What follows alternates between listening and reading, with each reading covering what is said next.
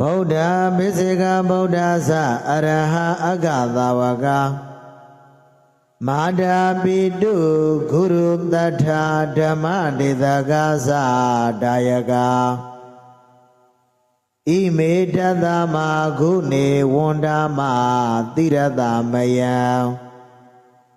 ဗုဒ္ဓဆံ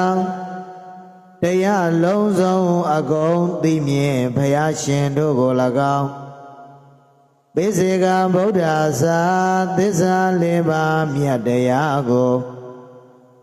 တိချာသိမြင်တော်မူသောပိစေကဗုဒ္ဓရှင်မြတ်တို့ကို၎င်း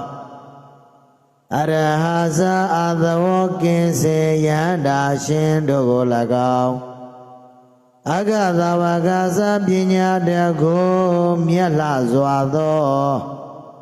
လဝဲလက်ရအဂသဝကတို့ကို၎င်းမာတာဇာ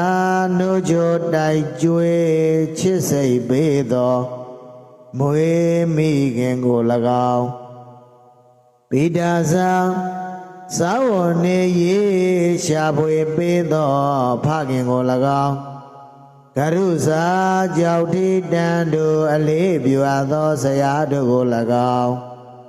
တထာဇာကျိုးကြောင်ပြလည်းရဆုံးမပေတဆရာမြတ်ကို၎င်းဓမ္မဒေသကာဇာတရားဟောတပုဂ္ဂိုလ်မြတ်တို့ကို၎င်းဒါယကာဇာထမင်းတလုံးရေသမုတ်စသည်ဖြင့်ပေ